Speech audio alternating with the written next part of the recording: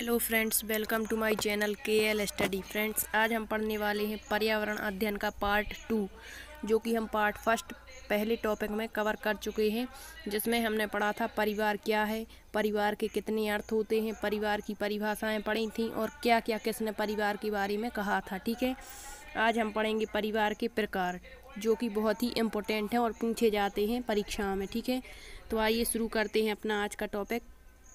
परिवार के प्रकार। विभिन्न जो पर्यावरणविद हैं, उन्होंने परिवार के प्रकार अलग अलग बताए हैं। ठीक है, तो सबसे पहले देखते हैं कि बर्गेस एवं लॉक ने परिवार का कितने प्रकार बताए और कहाँ के निवासी थे। ठीक है, तो बर्गेस एवं लॉक शिकागो विश्वविद्यालय के प्रोफेसर थे। ठीक है, इन्होंने परिवार के कितने प्रकार बताए हैं, तो इन्होंने परिवार के 2 प्रकार बताए हैं। कौन कौन से 2 प्रकार बताए हैं, तो पूछ सकता है कि बर्गेस और लॉक के द्वारा परिवार के कितने प्रकार बताए गए। तो एक तो क्वेश्चन यही बन गया कि 2 प्रकार बताए हैं। अब कौन कौन से बताए हैं, तो एक बताया है संस्थागत परिवार और एक बताया है सहकारिता परिवार। अब क्या कहलाता है संस्थागत परिवार और सहकारिता परिवार? तो संस्थागत परिवार वे परिवार हैं जिसमें नियमों और जो प्रथाएं होती हैं परिवार में, उनके अनुसार ही कार्य किए जाते, अपने मन मर्जी से कुछ नहीं किया जाता। वो कौन से परिवार कहलाएंगे? संस्थागत परिवार, जिसमें परिवार के नियमों और प्रथाओं के अनुसार ही परिवार के कार्य करवाए जाएं। ठीक है, दूसरे बताया इन्होंने सहकारिता परिवार। वे परिवार हैं जो आवश्यकता और परिस्थिति, मतलब जैसी आवश्यकता और जैसी परिस्थिति पड़ जाए उसी के अनुसार व्यक्ति इसमें निवास करते हैं एक ही घर में। ठीक है, तो विशेष आवश्यकताओं और परिस्थितियों के अनुसार एक ही घर में व्यक्ति निवास करते हैं साथ साथ में। इस कारण से इसको सहकारिता परिवार कहते हैं। ठीक है, तो बर्गेस एवं लॉक ने कितने प्रकार बताए? 2। बर्गेस एवं लॉक ने 2 प्रकार, संस्थागत परिवार और सहकारिता परिवार। आगे देखते हैं,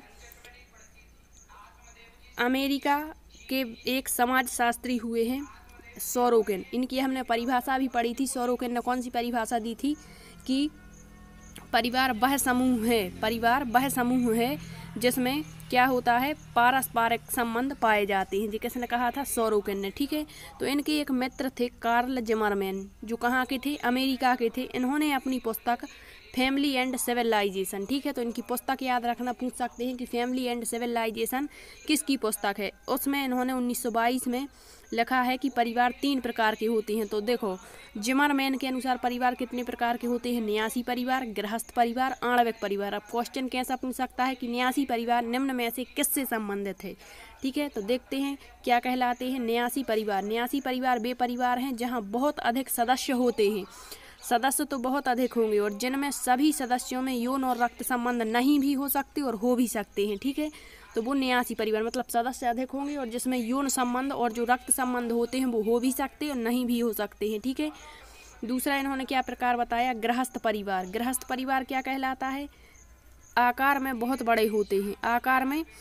बड़े होते हैं परंतु इनमें सभी सदस्य एक दूसरे से रक्त और यौन संबंधों से जुड़े होते हैं। इसमें गृहस्थ जो परिवार होता है उसमें यौन और रक्त संबंधों से जुड़े होते हैं। न्यासी परिवार में यौन और संबंधों से जुड़े भी हो सकते और नहीं भी जुड़े हो सकते। और आणविक परिवार, जिसमें पति पत्नी और उनके बच्चे होते हैं। इन परिवारों में संबंधों की घनिष्ठता, मतलब जब अलग से कोई नहीं होगा, केवल पति पत्नी और उनके बच्चे होंगे तो घनिष्ठता तो होगी ही, तो ये आणविक परिवार कहलाता। आप क्वेश्चन पूछ सकते हैं कि वह परिवार जिसमें पति पत्नी और उनके बच्चे साथ ही साथ उनमें घनिष्ठता का संबंध होता है, कौन से परिवार कहलाते हैं? तो आणविक परिवार। ठीक है, तो ये किसने बताए हैं? जिमरमैन ने, जो कि सोरोकिन के कौन थे? एकमात्र मित्र थे अमेरिका के। इनकी पुस्तक कौन सी थी? Family and civilization. कब लिखी थी? 1922 में। इन्होंने कितने प्रकार बताए परिवार के? 3। न्यासी परिवार, गृहस्थ परिवार और आणविक परिवार। ठीक है, अब ये दिया गया है एक फ्रेडरिक लीपले के अनुसार। तो ये तो हमारे मतलब सिलेबस में नहीं है, फिर भी एक बार देख लेते हैं। फ्रेडरिक जो लीपले हैं, ये फ्रांस के विद्वान थे। इन्होंने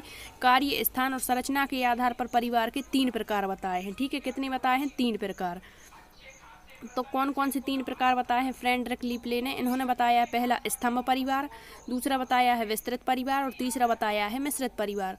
स्तंभ परिवार क्या होता है? वे परिवार जिसमें पति पत्नी, एक विवाहित पुत्र और उसकी पत्नी और बच्चे रहते हैं। कैसा? देखो, वह परिवार जिसमें पति पत्नी हैं, ठीक है, और उसका एक बच्चा है जिसका शादी हो गई है, ठीक है, और उसकी भी पत्नी है और उसके बच्चे रहें, वो स्तंभ परिवार कहलाता है, ठीक है। विस्तृत परिवार वे हैं जिसमें सदस्यों की संख्या बहुत अधिक होती है और नौकरों को भी इसमें शामिल कर लिया जाता है। और मिश्रित परिवार ऐसे परिवार जिसमें पति पत्नी, उनके बच्चे और उनके संबंधी मतलब रिश्तेदार वगैरह इसमें रहते हैं, ठीक है। तो ये मिश्रित परिवार, ये किसने बताया? फ्रेडरिक लीपले ने। बस इनकी संख्या याद रखें, स्तंभ परिवार, विस्तृत परिवार और मिश्रित परिवार। विस्तृत परिवार इम्पोर्टेंट है, इसमें नौकर को भी शामिल किया जाता है।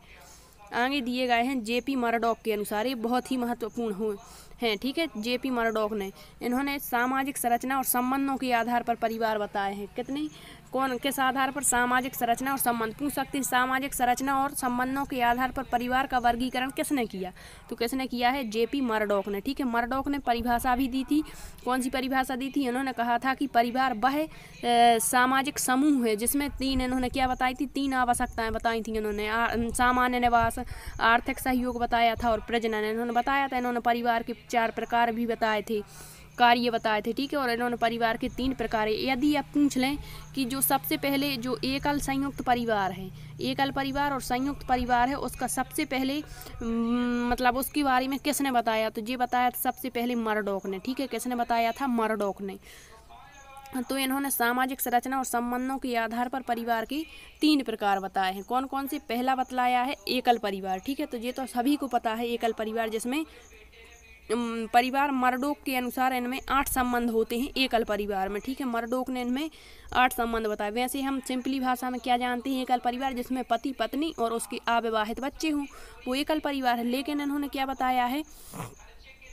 एकल परिवार वह परिवार है जिसमें 8 संबंध होते हैं, पति पत्नी और उनके बच्चे होते हैं। और इन्होंने ही एकल परिवार के लिए केंद्रक अर्थात न्यूक्लियर शब्द का प्रयोग किया था। तो पूछ सकते हैं कि एकल परिवार के लिए न्यूक्लियर शब्द या केंद्रक शब्द किसने दिया है? तो किसने दिया है? मर्डॉक ने, ठीक है, जेपी मर्डॉक ने। उनके अनुसार पति पत्नी वह केंद्रक है, पति पत्नी हो जाता है केंद्रक और जो परिवार को निर्मित करता है, ठीक है। तो पति पत्नी केंद्रक माने जाते हैं। यदि पति पत्नी नहीं होंगे तो परिवार कैसा होगा, ठीक है। तो एकल परिवार 8 संबंध पाए जाते, पति पत्नी होते हैं। एकल और न्यूक्लियर शब्द का प्रयोग किया है। सर्वप्रथम इसका जो वर्णन मिलता है वो मर्डॉक ने ही बताया है, ठीक है। इन्होंने दूसरा परिवार बताया अर्ध संयुक्त परिवार, ठीक है। तो इसमें 33 प्रकार के संबंध, संयुक्त नहीं अर्ध संयुक्त परिवार, जिसमें 33 प्रकार के संबंध होते हैं। मूल रूप से इसमें 2 भाई और उनकी पत्नियां रहते हैं, ठीक है।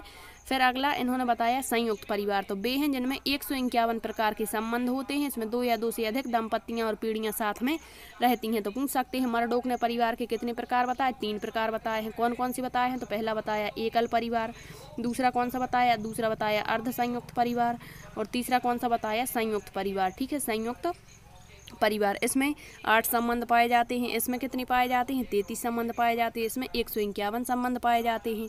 तो ये बताए किसने? जेपी मर्डॉक ने, परिवार के 3 प्रकार। आगे देखते हैं केपी चट्टोपाध्याय। केपी चट्टोपाध्याय ने परिवार के कितने प्रकार बताए हैं? तो केपी चट्टोपाध्याय ने 3 प्रकार बताए हैं, साधारण परिवार, मिश्रित परिवार और संश्लिष्ट परिवार। बस इतना ही याद रखना।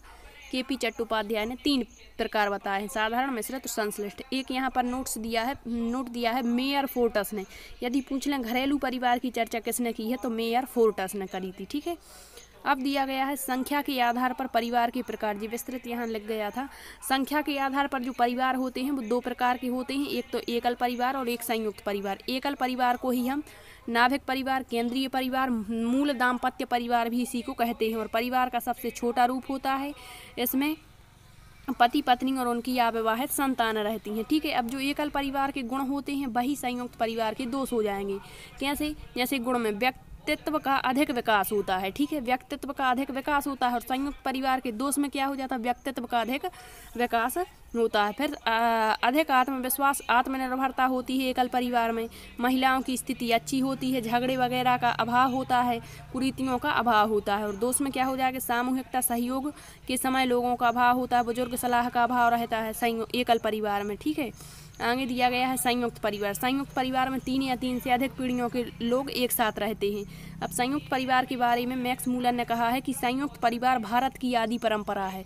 पूछी गई डेफिनेशन से किसने कहा है कि कि संयुक्त परिवार भारत की आदि परंपरा है। मैक्स मूलन ने। इरावती कार्वे के अनुसार संयुक्त परिवार एक ही छत के नीचे रहते हैं जिनमें सहभागिता, सहनिवास, सहभोज और सहपूजा आदि व्यवस्था पाई जाती है। तो बताइए किसने कहा है कि परिवार वह सामाजिक समूह है जिसमें व्यक्ति एक ही छत के नीचे रहते हैं और यौन संबंधों के आधार पर जुड़े होते हैं। ये किसने कहा था? इसमें भी इन्होंने एक छत की बात की और उसमें भी। वो किसकी परिभाषा थी? हमने पढ़ा था मजूमदार की। जिसने वो टॉपिक नहीं देखा है पार्ट 1 में जाके देख सकते हैं। ठीक है, आगे दिया गया है संयुक्त परिवार के विघटन के प्रमुख कारण क्या है, पूछे जाते हैं जी।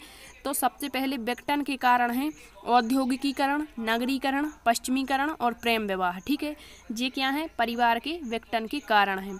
संयुक्त परिवार को कायम रखने के लिए सबसे ज़्यादा जरूरी क्या है? तो ग्रामीणवाद अर्थात गाँव में रहना सबसे ज़्यादा जरूरी है संयुक्त परिवार को कायम रखने के लिए।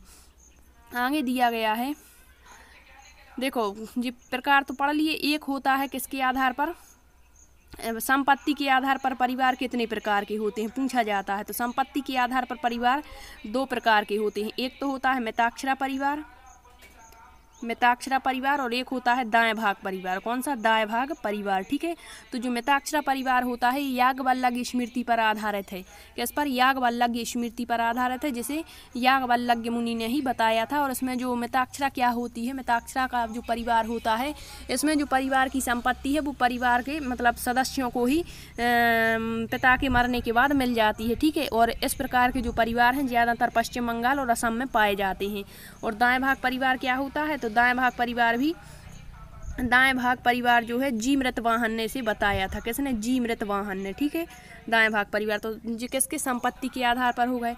इसके बाद में एक परिवार होते हैं अधिकार के आधार पर। अधिकार के आधार पर परिवार कितने प्रकार के होते हैं? तो 2 प्रकार के। कौन कौन से? एक तो पितृसत्तात्मक परिवार और एक होता है मातृसत्तात्मक परिवार। इसे पितृमार्गी और इसे मातृमार्गी परिवार भी कहते हैं। पितृसत्तात्मक अर्थात जो परिवार के जो कार्य हैं या परिवार की जो डोर है वो पिता के हाथों में हो और जहां माता के अधिकारों को ज़्यादा महत्व दिया जाए, वो मातृसत्तात्मक परिवार। पितृसत्तात्मक परिवार पूरे भारत में पाए जाते हैं, जबकि जो मातृसत्तात्मक परिवार हैं वो कहाँ पाए जाते हैं? तो जो हमारी केरल की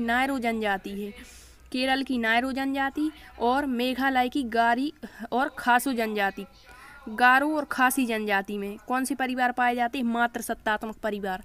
और मातृसत्तात्मक परिवार के बारे में सबसे पहले किसने बताया था? तो ये बताया था ब्रीफाल्ट ने और बेचाफेन ने। किसने?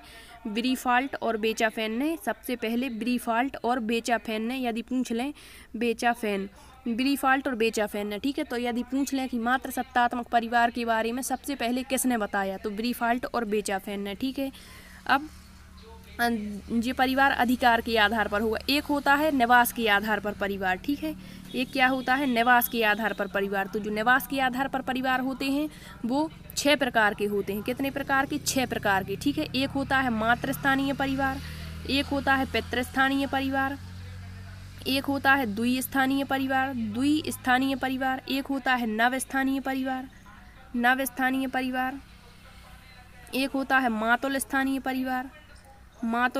परिवार, एक होता है मातृ पितृस्थानीय परिवार, मातृ और पितृस्थानीय परिवार। ये होगा 6 प्रकार। ठीक है, तो ये निवास के आधार पर 6 प्रकार होते हैं। मातृस्थानीय, पितृस्थानीय, द्विस्थानीय, नवस्थानीय, मातुल स्थानीय, मातृ पितृस्थानीय। मातृस्थानीय जहाँ पर जो पति पत्नी होते हैं, शादी के बाद जो पति है वो माता के घर में जाके रहने लगे। और पितृस्थानीय जहाँ पर जो माता है वो पिता के घर में आके रहने लगे। द्विस्थानीय मतलब जो पति होता है वो दिन भर अपने घर में रहता है और रात्रि में पत्नी के घर जाकर रहता है और सुबह पुनः अपने घर वापस आ जाता है। ये द्विस्थानीय। नवस्थानीय अर्थात ना तो पति के घर पे रहती है, मतलब ना तो पत्नी पति के घर में और ना ही जो पति है वो पत्नी के घर में, बल्कि क्या करते हैं? एक अलग से नया घर बना लेते हैं दोनों और अपने अपने परिवारों को छोड़कर अलग रहने लगते हैं। ये नवस्थानीय। मातुल स्थानीय अर्थात पति के मामा के घर जाकर रहने लगे पत्नी। और मातृ पितृस्थानीय अर्थात ना तो स्वतंत्र होते हैं जहाँ वो रहना चाहें। तो जी निवास के आधार पर 6 प्रकार हो गए। ठीक है, फिर आगे दिया है परिवार की उत्पत्ति के सिद्धांत। ठीक है, तो परिवार की उत्पत्ति के सिद्धांत क्या हैं, बहुत ही महत्वपूर्ण हैं जी। तो सबसे पहले है शास्त्रीय सिद्धांत। शास्त्रीय सिद्धांत क्या कहलाता है, तो इस सिद्धांत के अनुसार परिवार का जो स्वरूप था वो पितृसत्तात्मक था। तो परिवार उत्पत्ति के जो सिद्धांत हैं, तो जो पहला सिद्धांत है वो है शास्त्रीय सिद्धांत। तो शास्त्रीय सिद्धांत में माना गया था कि जो परिवार का पहले जो स्वरूप होता था वो कैसा होता था, पितृसत्तात्मक, अर्थात पिता ही घर का मुखिया होता था और माता पर अपने अधिकार जमाता था। ठीक है, तो इस सिद्धांत का संबंध किससे था, तो यदि पूछ लें कि परिवार उत्पत्ति का शास्त्रीय सिद्धांत किसने दिया है, तो प्लेटो और अरस्तु ने यह सिद्धांत दिया था। किसने दिया था, प्लेटो और अरस्तु ने। लेकिन इसकी विस्तृत व्याख्या किसने करी है, तो इसकी विस्तृत व्याख्या की थी हेनरी मैन ने। और इन्होंने कहा था कि जो परिवार है वह न केवल पितृसत्तात्मक है, बल्कि इन्होंने कहा कि जो परिवार है वो पितृस्थानीय और पितृवंशीय भी है। ठीक है, तो यदि पहले हमने अभी कुछ समय पहले देखा कि जो मात्रात्मक परिवार होते हैं, मात्र सत्तात्मक परिवार, इसके बारे में सबसे पहले किसने बताया, तो ब्रीफाल्ट और बेचाफेन ने बताया था।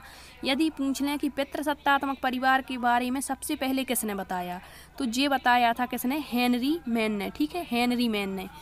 फिर इसके बाद अगला सिद्धांत दिया है परिवार उत्पत्ति का, यौन साम्यवाद का सिद्धांत। यौन साम्यवाद का सिद्धांत, इसके प्रतिपादक कौन है, इसके प्रतिपादक है मॉर्गन महोदय। कौन है, मॉर्गन। ठीक है, और आगे किसने बढ़ाया इसे, तो ब्रीफाल्ट ने इसे आगे बढ़ाया। किसने बढ़ाया आगे, ब्रीफाल्ट ने। और ब्रीफाल्ट की पुस्तक थी द मदर्स। देखो द मदर्स पुस्तक है, इसीलिए जो ब्रीफाल्ट है इन्हें जो मात्र सत्तात्मक परिवार है उसका जनक माना जाता है। अगला सिद्धांत है मात्र सत्तात्मक सिद्धांत। इसका प्रतिपादन किया ब्रीफाल्ट ने और आगे बढ़ाया था टायलर ने। और टायलर ने ही क्या कहा था कि परिवार का जो आदिम स्वरूप था वो मात्र सत्तात्मक था। ठीक है, बहुत महत्वपूर्ण डेफिनेशन है, परिवार का आदिम स्वरूप मात्र सत्तात्मक था। ठीक है, तो देखो पहला सिद्धांत शास्त्रीय सिद्धांत किसने दिया, प्लेटो और अरस्तु ने। आगे किसने बढ़ाया इसे, हेनरी मैन ने। इसमें क्या कहा गया कि जो परिवार होते थे वो पितृसत्तात्मक होते थे। दूसरा सिद्धांत यौन साम्यवाद का सिद्धांत प्रतिपादन किसने किया, मॉर्गन ने। आगे किसने बढ़ाया, ब्रीफाल्ट ने। ब्रीफाल्ट की पुस्तक द मदर्स थी। मात्र सत्तात्मक सिद्धांत किसने दिया, ब्रीफाल्ट ने। और इसमें जो परिवार, पहले इन्होंने बताया कि मात्र और पितृ होते, लेकिन अंत में इन्होंने बता दिया था कि जो परिवार हैं वो केवल मात्र स्थानीय होते हैं, मात्र सत्तात्मक होते हैं। ठीक है, इस कारण से ब्रीफाल्ट और टायलर को मात्र सत्तात्मक सिद्धांत से संबंधित माना जाता है। ठीक है, अब देखो जो भारत है, भारत के अलग अलग क्षेत्रों में बहुत बड़े बड़े परिवार रहते हैं। ठीक है, तो इनको अलग अलग नामों से जाना जाता है। जैसे हम कह दें कि जो हमारा केरल है, केरल की नायरो जनजाति में मात्र सत्तात्मक परिवार देखने को मिलते हैं। इसी टाइप से अलग अलग। तो सबसे पहले दिया है जो कर्नाटक की कुर्ग जाति है, उसमें परिवार बहुत बड़े होते हैं। ठीक है, तो जिन्हें हम क्या कहते हैं, ओक्का कहते हैं। जैसे हमारे यहाँ पारिवारिक संगठन को परिवार कहते हैं, ऐसे ही कर्नाटक की जो कुर्ग जाति है वहाँ पर परिवार बहुत बड़े होते हैं, जिनको क्या कहते हैं, ओक्का कहते हैं।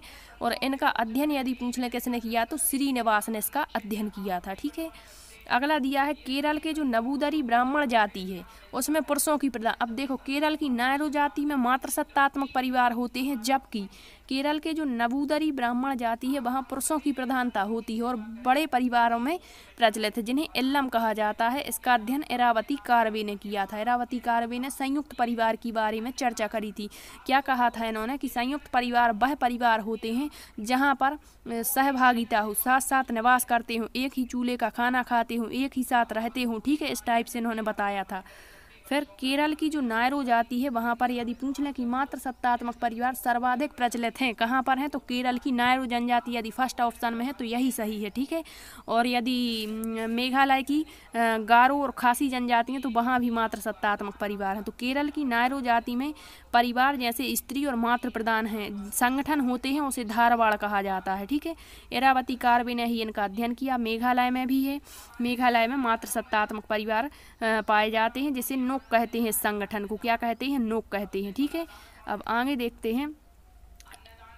अगला सिद्धांत है क्या, देखो पहला पढ़ लिया क्षेत्रीय सिद्धांत, दूसरा पढ़ लिया यौन साम्यवाद, तीसरा मात्र सत्तात्मक सिद्धांत। अब दिया गया है एक विवाही परिवार का सिद्धांत, बहुत महत्वपूर्ण है एक विवाही परिवार का सिद्धांत। तो इसके प्रतिपादक थे वेस्टरमार्क। कौन थे, वेस्टरमार्क। और इस सिद्धांत का उल्लेख इन्होंने अपनी पुस्तक the history of human marriage, ये पुस्तक इम्पोर्टेंट है। ठीक है, और एक विवाही मतलब एक विवाह करना तो बेस्ट ही है, याद हो जाएगा वेस्टरमार्क। अगला सिद्धांत दिया है परिवार उत्पत्ति का उद्विकासीय क्रम का सिद्धांत। प्रतिपादक बेकोफन थे और विस्तृत व्याख्या इसकी मॉर्गन ने करी थी। देखो जो बेकोफन थे इन्होंने उद्विकासीय सिद्धांत दिया था, ठीक है, मतलब प्रतिपादित किया, और व्याख्या मॉर्गन ने। अब जो बेकोफन थे इन्होंने उद्विकासीय क्रम के सिद्धांत में जो परिवार है उसके 4 चरण बताए थे। कितने? 4। सबसे पहले इन्होंने बताई थी कामाचार की स्थिति। क्या बताया इन्होंने? कामाचार की स्थिति, अर्थात जो व्यक्ति होते थे वो किसी से भी संबंध, मतलब पशुओं के समान होते थे, उनको जे मतलब उस समय समाज नहीं होता था, मतलब सामाजिक जैसी संस्था कोई नहीं होती थी, इस कारण से किसी से भी संबंध बना लेते थे। तो एक क्या कहलाता था? कामाचार की स्थिति। दूसरा बहुपति, मतलब एक से अधिक पति होते थे। बहुपत्नी, एक से अधिक पत्नियां होती थीं, और धीरे धीरे फिर जब थोड़ा सुधार आता गया तो एकल विवाही परिवार प्रचलन में आ गए, ठीक है। तो जो बेकोफन है उद्विकासीय सिद्धांत का प्रतिपादन किया, इन्होंने 4 चरण बताए थे, और इसका विस्तृत व्याख्या किसने करी? मॉर्गन ने। और मॉर्गन ने 5 चरण बताए। कौन कौन से 5? तो इन्होंने समरक्त विवाह परिवार, मतलब जो समान समान होते थे उनमें विवाह हो जाता था, मतलब समरक्त, एक ही रक्त के, ठीक है। और दूसरा बताया इन्होंने समूह विवाह परिवार, मतलब सभी भाइयों का जो विवाह होता था वो एक घर के सभी भाइयों का विवाह दूसरे घर की सभी बहनों के साथ कर दिया जाता था।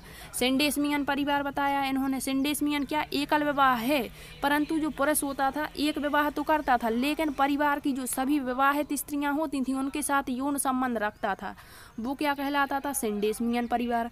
अगला चरण था पितृसत्तात्मक, मतलब पिता की सत्ता होती थी, और फिर धीरे धीरे इसमें भी सुधार आया और एकल विवाही परिवार में बदल गया, ठीक है। तो मॉर्गन ने 5 चरण बताए थे।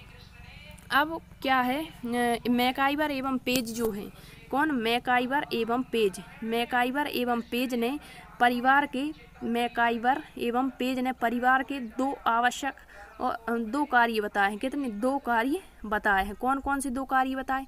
एक तो इन्होंने बताया है आवश्यक कार्य, एक बताया इन्होंने आवश्यक कार्य, और एक बताया इन्होंने अनावश्यक कार्य, ठीक है। किसने बताया जी? तो यदि पूछ ले क्वेश्चन कि मैकाइवर एवं पेज ने परिवार के कौन कौन से 2 कार्य बताए, तो एक तो बताया इन्होंने आवश्यक कार्य और एक अनावश्यक कार्य। आवश्यक कार्य क्या कहलाता है?